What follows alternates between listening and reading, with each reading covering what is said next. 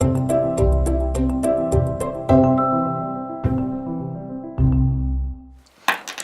to ECCSC Live. I'm your host, Tyrone Muhammad. We're in for an exciting show today, interesting show rather. I have to my right, Mr. Jedidiah Brown. How you doing, Jed? Glad to be here, Ty. Yes, sir. So get your calls ready. That's 312-738-1060. Get your calls ready. I would like to hear your questions, comment, as well as concern. I would like to start off real quick by saying we appreciate our viewing audience, and we thank you every week for commenting and calling in. Continue the feedback, continue the calls, and we once again thank you for tuning in. Jedidiah Brown is here today. I would like him to introduce himself as well as talk about his platform. Y'all know he's running for alderman in the 7th Ward. I want him to talk about that a little bit, as well as his leadership with his Justice League organization. You're the president, right? That's the president. So let Jedidiah speak, and he can tell you about himself. Well, I'm glad to be here with ECCSC, Tyrone Muhammad. I'm Jedidiah Brown. I've been a community advocate in Chicago for about a decade and a half now, and I am very fortunate that some people have enough confidence in me to let me be their national president. It's an organization called the Justice Family. I am a native Chicagoan, but today I'm repping my Atlanta family. So this is, and our organization has a chapter in every state, and Atlanta family, which is led by Nicole Sheridan Williams. I'm just really fortunate because it's teaching people across the country to build community and to do direct action advocacy and to do do philanthropic projects that better or address issues like the Flint water crisis. We took 3 trucks to Flint. I'm very proud of it. 3 trucks. How did the people receive you all? I think it was exciting because we did what we saw everyone else do. We set a truck up inside of the parking lots of like churches or store, and then we decided to do it the justice way. We actually ended up going into the communities, knocking on the doors, and delivering the cases of water directly to the residents. And it was a life-changing experience I never forget. And Flint still needs clean water, by the way. Even today? Even today. With all the media, with all the hoopla, they still need clean water. What's the issue when you left, when you was down there? What was the issue there? Flint still needs clean water. One individual did get indicted, criminally charged. That was from the statewide government, and we expect to see more charges come to more individuals.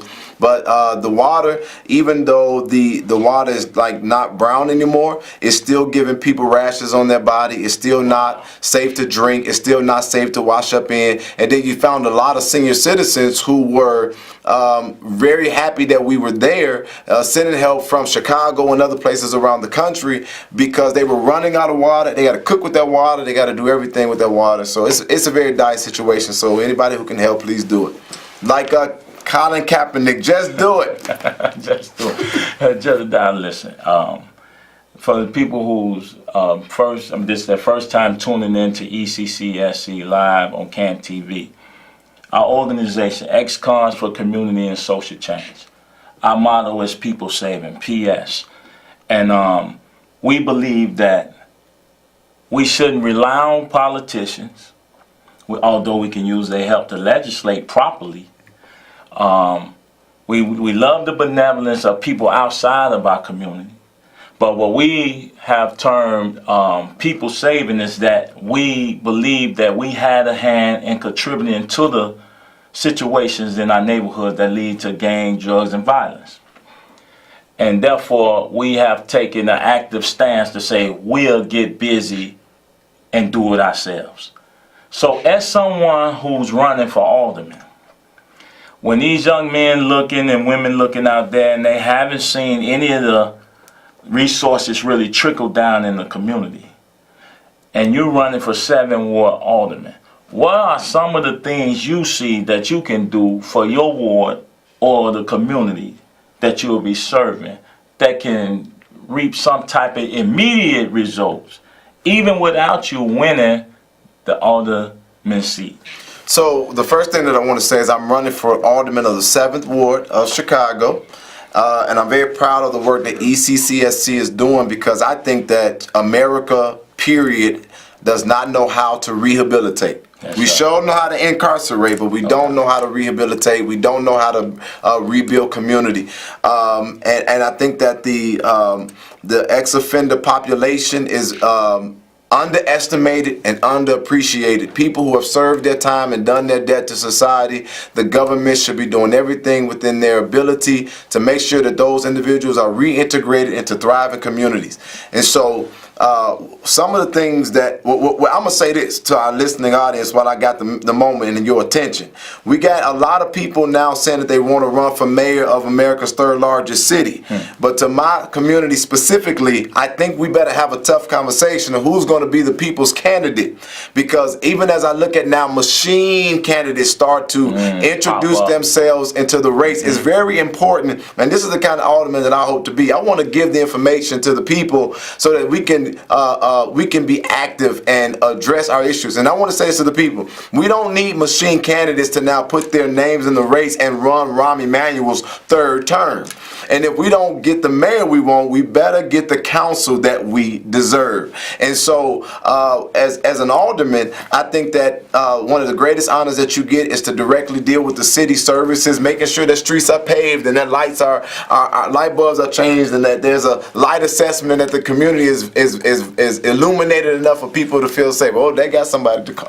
Well, as you said, no, you good. We're going to revisit that. Okay. But we're going to hear this caller and see what the caller have to say. He might have a poignant question for you. Caller, please. Hello? Yes, sir. You're on ECCSC. How you doing, Muhammad? Yes, sir. Tyrone Muhammad, man. This is DJ Mac City, man. What's up, brother? How you doing, man? You know what? I've been tuned into your show. I share all your information that you got going on. I love what you're doing for the city of Chicago, as well as that brother that's with you right now, man, running for all the day, man. That's good. That's a good thing right there, man. You know, one thing I got to say, versus asking questions or making demands, people do nothing to make a change in the community that we live in, you know, and they always complain. They always throw aggravation. They always, you know what I'm saying, assume, but they never do nothing for change. I'm all about that change, and I applaud you and that brother on your show right now for making a change in the community. So far as Inglewood and all over Chicago and in the United States, I know he's from Atlanta, but, you know, born and raised in Chicago, man. It don't matter where you're from. Making a change is just making a change, period, regardless of where you're from or where you at, because it's all the same story everywhere you go. Thank you, Mac City. Mac City is one of the official DJs for ECCSC. We kicked off our website launch, and that brother was there, volunteer his services and everything. So I appreciate that brother, man, and what he do. He has things going on as well with the community. Okay, we have another caller. Let's go with that call, and then you want to address. Well, I have a second residence in Chicago, but I'm very proud. I'm in Atlanta, but I'm a very proud Chicagoan. From here, live here, love here. Just to be clear. Next caller, please. Hi there, Jedidiah. Good to see you on TV, especially on CAN TV. Here's a question for you. I'm a longtime resident of the 7th Ward in the South Shore area, South Shore neighborhood. What is the first thing that you would do to improve the overall economics of our ward? And I'll get off and let you talk directly. So, to stream to... What do we... Caller, what's your name? Do we have his name? Thank you, Carl. Thank you. Go. So, I mean, to just answer this really quickly, I think that we need to. Well, first of all, I want the 7th Ward to have the most skilled labor force in the city. 7th Ward residents should be able to work anywhere and get jobs right away. And so, what I would like to see is opportunity and capacities gap be bridged. And so one of the issues with our elected officials now is that they don't have enough relationships outside of City Hall to get anything done. And so one of the things that I'm going to be doing differently is over a decade and a half of advocacy, I've been able and fortunate to meet some of the most brilliant minds of our day, some of the most greatest developers and some business owners. So I want to attract new companies that I have relationships with to come into the 7th Ward while getting these young people and the residents trained to fill those jobs directly in the neighborhood, making sure that developers come in, and community benefits is always the focal point. If you want to build in the 7th Ward, you need to work within the 7th Ward residents. And I would like to also make sure that those that are in the 7th Ward, that are residents there, that we get them the resources to create viable mom and pops along 75th Street and 79th Street and 83rd Street. We shouldn't have to beg for people to come in, because there are entrepreneurs right in the ward that a good alderman will make sure that they got the resources to open up those businesses, the permits and everything else. That's the kind of alderman I want to be. Listen, that's great. Let's hit this caller again. We have one more caller. Caller. Please state your name and why you called. My name is Danny Johnson. I'm calling. I want to ask Brother Jeremiah if he's gonna, as an alderman, you know how they release the ex-felons and they let the police know how many ex-felons in the community. I want to know, how is he gonna do? Is he gonna go about finding out how many ex-felons are in his community as an alderman and finding them the resources to get proper employment and training?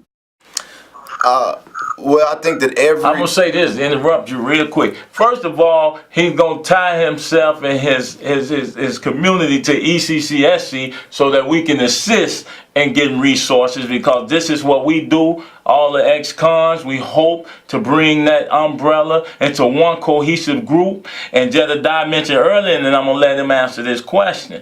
I just gave him a part of it, but I'm gonna bring this with the help of the organization and the philanthropic efforts of the people that's associated with ECCSC. We hope to be able to bridge that gap, man. When these brothers is falling out of these prisons and they have no base or home, and they're left homeless in some cases, and they left family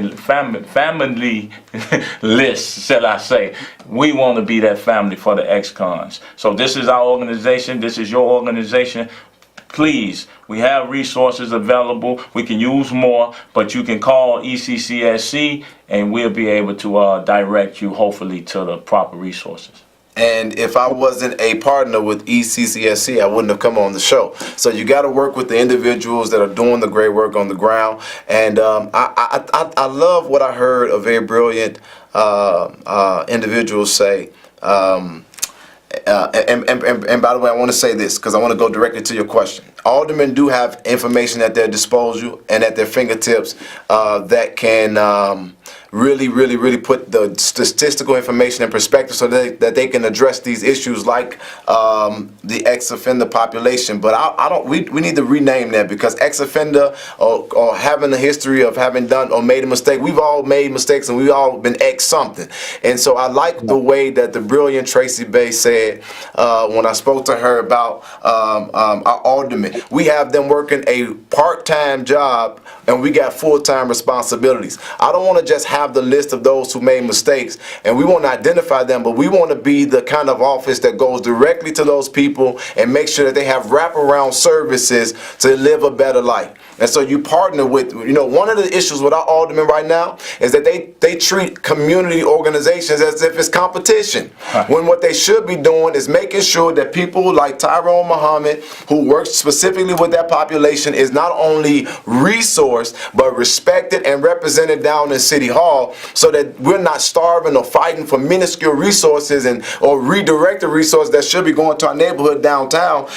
As an alderman, I want to make sure that I identify these amazing community components, and I want to make sure that they have what they need to do an effective job. So yes, so get that information. We'll identify those individuals. We'll identify those organizations. I'm going to be a full-time alderman, and we're going to go out and grab them, and we're going to be and by the way, for the 7th Ward residents, we're going to be a family. It's not going to be just a ward, but we're going to be the 7th Ward family, so remember that. That's wonderful. And this is the thing I feel, the disrespect. Coming out. It took me almost 3 weeks just to get ID. The aldermen should have some say-so in that as well.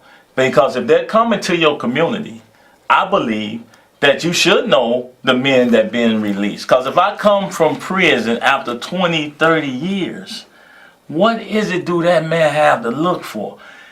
forward to if he can't even look forward to an ID that properly identify him, that allow him to even apply for a job? So these are some of the issues. But another thing I would like to talk about is that voting block. That ex-con population that they keep disrespecting. 30,000 or more formerly incarcerated men hit Chicago a year. How could people overlook the ex-con or the returning citizen population in such a, I would say, grotesque way? And I want to put that in perspective, and I see you got that, but I want to put it in perspective. When you say ex-offender and ex-con, people need to get educated and understand that our government intentionally targeted our community and created a lot of ex-cons within the, with the war on drugs. I've been arrested for protesting, exercising my constitutional rights around causes, and having those charges, be it misdemeanor or felony, have affected my job quality and my life quality, the quality of my life. And so we need to understand that we have been not just the ex-con communication community, but we have all been disrespected and taken advantage of by the parties that are and the elected officials and the systems that have ran before us. And what I'm just going to say it like this, because I don't want to monopolize the conversation. It's time for us it's time for a new beginning, and we have that opportunity right now. The mayor's not running, and we need to fire his city council, and we don't need to let any of the systems candidates become or get these spots. We need new thinking, fresh ideas with individuals who come from the community, that's going to care about the community. And I'll tell you this, the days of disrespect for everybody will be over. If we can come up with a plan for new Americans, I'm pretty sure we can come up with a plan to reintegrate individuals that have paid their debts to society. Great response, Jedidiah. Caller, we ready for you. Let's go. Caller, state your name and your purpose for calling. Hello, brothers. How you doing? My name is Lisa. I have a couple of concerns. I have a couple of concerns because this is very sensitive to me. I want to know, how will this alderman connect with other aldermen to connect with the government so we can have a movement, a change in the system about a party? But still, when you put these things in place, they still treat ex-offenders like second-class citizens, of giving them low jobs because they've been to the joint or whatever. So even though you give them a job, it don't make a difference. They're not about to get paid the same type of money. My other thing, when our fathers, our baby daddies, our fathers get out of prison, if they said they got low income, they can't come up to your crib. Right. You scared to let them in because you're gonna lose your voucher. And they breaking up the family. So how do we get to this government? We need a strong alderman to politics to make a movement of this. One man making a decision for pardons or all this. Because once you do your time, you do your time. They do something else again, lock them up or whatever. But this big stigma for breaking up our families is out of order. That's beautiful. I'm just asking you, how do we help? We help our males and our females get out if the family they're on the ground because they didn't broke up the family anyway. Thank you. They can't even live with them no more. Man, you don't get a job, you ain't about to get paid. They say, like, if I'm getting paid 30, extra to come in, they get $10 or $11 because they did something. Come on now, somebody. We need a movement. What's up? Thank you. Thank you, sister. She said, what's up? I hope we got your information so we can finish that conversation after the show. I love it. She on fire. But so you want to answer that? I definitely want to say that in order for the movement to begin, we got to vote. We got to register, and we have to vote. And we got to be willing to be patient enough to consider all of the candidates, not just the one with all the money and that's seen all over the place, because that may be the machine's pick. They'll resource them. You got to vote. And what you just did is how we begin these movements. I guarantee you that your experience is going to, it'll reach someone else and cause them to also be activated. And the way that we're going to get aldermen to become more responsive to the needs of the people. And let me be clear here. Most of the young people who do community service for my organization, they come to me by way of the court system. And a lot of them who got community service come to us because they tried to visit their children on the Chicago Housing Authority property that they're on a trespass list for. They are breaking up our families. Imagine going to jail for trying to see your children. We see this every single day, day in and day out. And I'll say this because again, this I don't with the time frame. I've been looking at this from the ground level for almost a decade and a half, and we need to find candidates that's not afraid to talk about these issues. If they're afraid to talk about it and they can't provide a solution for it in a more involved and engaged setting, then that's not your candidate. You got to get out there, find them, you got to vote, and if they're not out there, put your name on the ballot and run. On that note, Progressive Party for the convicted class. 2 P's, 2 C's. We're moving different, and in the next year or two, you're gonna see a different party, and we're gonna move men from them party to that Democratic Party, Republican Party, to a Progressive Party. I'm telling you, I don't just see it as convicted as in ex-con, but convicted as in our communities have been condemned as well. And so next caller. Hello, my name is Andrew. Can y'all hear me? Yes, sir, Andrew. Yes, I'm Andrew, and I'm calling from. Well, actually, I'm not in y'all state. I'm calling from Longview, Texas. That's okay. We need your help from Long Beach Tech. What? Long Beach what? Longview. We need your help from Longview, brother. Yeah, I got something to say what that young lady just said. I ain't hear all of it, but I do want to say I agree with what she said. I have a friend named Jedidiah Brown. He did Uplift the Community, and he wrote a book, and he was talking about how to get your stuff expunged. What you talking about? Your conviction, the expungement? He was talking about expungement, getting your records expunged. Mm-hmm. Should the aldermen also have a stake in expunging the citizens or the residents that they are the aldermen over, or the wards that they're aldermen over? I'm going to say that it's the responsibility of the alderman to make sure that all the government services are at the fingertips of the residents. And so I would work with the clerk's office to make sure that expungement summits are held in the ward. And I'm going to just put it to you like this. I want 2 buses. This is one campaign promise. If I'm elected as alderman, I'm going to have 2 buses that belong to the ward. And if it means that we got to get people down to get expungement, if we got to get you to classes to get your credit straight, if we got to help you understand how the city government work, and if they doing something down in the city council that's funky, we're going to board them buses, and we're going to make sure that the 7 wards. So these buses is on standby when something stank. Man, 7 ward going to be moved. I'm going to call my 7 ward family. Let's go, caller, please. Jedidiah. How you doing? Frankie, security team. What up, bro? Oh, what's up, Frankie? You gotta run for mayor, dude. Come on. What are you holding for? That's too much, man. How you gonna run him for mayor and he running for alderman? Let him do one thing first. Well, it's good to have his confidence, You're gonna make it, my man. I want to let you know we love you out here in Indiana, and you know we're on standby if you ever need us. Thank you, Frankie. Man, Frankie's good job. He's a great man. Any other callers? Callers, come on through. Next caller. Hello, this Sister Lisa again. This is very sensitive, and I ain't. All right, Sister Lisa, you better make sure. I got my Lisa need to be a guest. You're a special guest. A residential guest, please. Yeah, I got my record sealed up. All of it.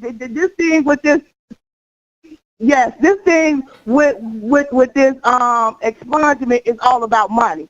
Okay, so we need a pardon and we need to make a move. They have summit after summit every year, but it's still the same thing. So who do you suggest that we put on the ballot? Me or you, brother? You up here who got this ECCSC? You need to be an alderman. I need to be your system. We need a movement. Period.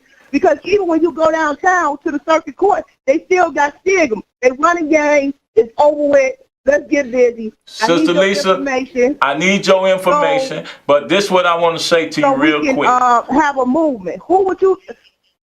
Sister Lisa, this is the deal with formerly incarcerated men. Although we go back to the neighborhoods, we know our community, they have a policy in city council or the city that I can't run for alderman, but I can run for the president of the United States. They blocked it so that ex-felons can't run for alderman in the wards that they return to. So how do we deal with that, Jedidiah? Well, I think that, again, it goes back to voting and people who understand policy. We're gonna have to reimagine what government looks like, but we can only do that with individuals who have the will and the capacity to create new architecture. The architecture of our governance has been intentionally designed for us to fail, and it's time for us to elect people from our community that will shift and turn the tide. Next caller, please. Hi, I'm calling from Decatur, Illinois, and I've been listening to your show for quite a while now, and I need to ask you a couple of questions because me and myself, I'm an ex-offender too, and I was just wondering, how can I get started with one of the chapters in Decatur for ex-offenders here? That's one question, and another question is, if the guest was to be alderman, would he support ECCSC? ECCSC. ECCSC. If I hope I'm saying this right, correct. Well, call sister and leave your information. I most definitely need sisters on board that can be representatives of ECCSC, and most definitely we would start a chapter in Decatur. And Jedidiah, the other question was, do you support ECCSC? Which I think he do, but I'm gonna let him speak for himself. I support it better than Lysol cleans germs. They only give you 99.9. I'm giving these ECCSC 100%. Of course, that's my brother. I think he does great work. Any other callers?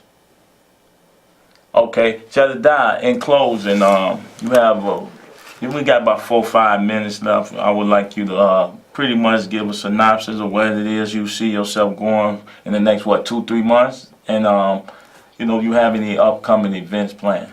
So we have launched our campaign, and I would love to get people that were willing to volunteer and talk about all the wonderful stuff that we're going to do. But I think that for these, I'll take 1 minute and make this about something far more important. There should be no Chicagoan that's not engaged with what's taking place in our city right now. We have waited 7 long years for the moment that we have today. The only way that we're going to get a shift and a better quality of life for us, our children, we got the possibility to get well-funded public schools. We got the possibility of getting quality food in our neighborhoods, mental health services restored, somebody that will actually sit down and figure out how to solve the pension crisis without making your property taxes unbearable. We need somebody that'll make Chicagoans run back to the city versus away from it. The only way that we're going to get that is that if the seasoned, the young folks, the middle-aged, all of us, we have got to pay attention this election cycle. And this is just a little bit of advice that I got. Fire all the incumbents, and let's find some people that's really going to love and care for this city. I want to introduce that word to this political season. We always heard about what they know, what they've done, and who they are. But who actually loves Chicago and cares about Chicago? Let's find those people and get them elected. I love y'all. Thank you, brother. In closing, if you out there and you're watching this program and you know a loved one who's incarcerated, or if you yourself is a person who's formerly incarcerated, and if you're not a part of this organization, then how do you give back? This is the perfect place to start. This is the perfect foundation for you. This is your home.